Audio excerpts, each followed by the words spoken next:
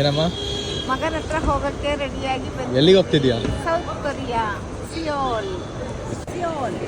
That's Seoul, not Seoul. Okay. ಹಾ? Correction done.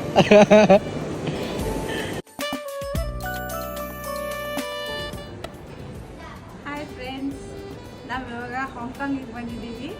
ಲೇ over ಇದೆ. ಸೊ ಇಲ್ಲಿಂದ ಮತ್ತೆ ನಾವು ಸೌತ್ ಕೊರಿಯಾ ಹೋಗ್ತೀವಿ.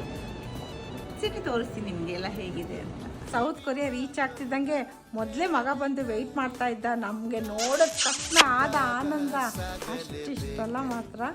ಕೊರಿಯಾ ತಲುಪಿದ ದಿನನೇ ನನ್ನ ಮಗ ಬನ್ನಿ ಔಟಿಂಗ್ ಹೋಗೋಣ ಅಂತ ಅಂದ್ಬಿಟ್ಟು ಗಂಗನಮ್ ಅನ್ನೋ ಪ್ಲೇಸಿಗೆ ಕರ್ಕೊಂಡು ಹೋದ.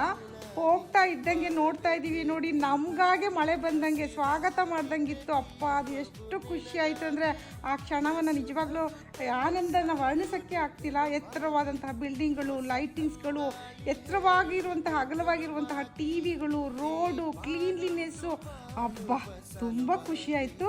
ಜೊತೆಗೆ ನಾವು ಮಳೆ ನೆನ್ಕೋಬಾರ್ದಲ್ವಾ, ಹಾಗಾಗಿ ಅಂಗಡಿಗೆ ಹೋಗಿ ನಾವು ಒಂದು ಛತ್ತಿನ ಪರ್ಚೇಸ್ ಮಾಡಿಕೊಂಡು ಇಟ್ಕೊಂಡು ಓಡಾಡಿದ್ವಿ ನಾವು.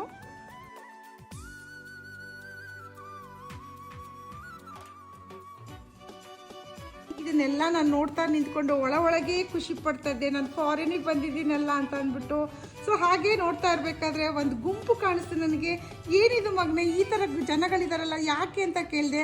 ಅವ್ರು ಹೇಳ್ದ, ಅಮ್ಮ ಬಸ್ಸಿಗೆ ನಿಂತಿರೋದು ನೋಡಮ್ಮ, ಹೇಗಿದೆ ಅಂತ ನೋಡಮ್ಮ ಅಂತಂದ.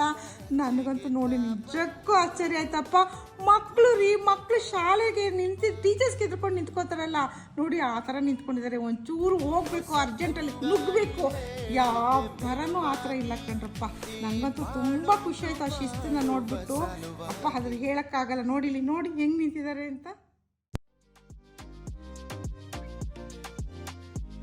ಇವತ್ತಿಂದ ನಾನು ಸೌತ್ ಕೊರಿಯಾದಲ್ಲಿ ಏನೇನು ನೋಡ್ತೀನಿ ಅದೆಲ್ಲವನ್ನು ನಿಮಗೂ ತೋರಿಸ್ತೀನಿ. Stay tune.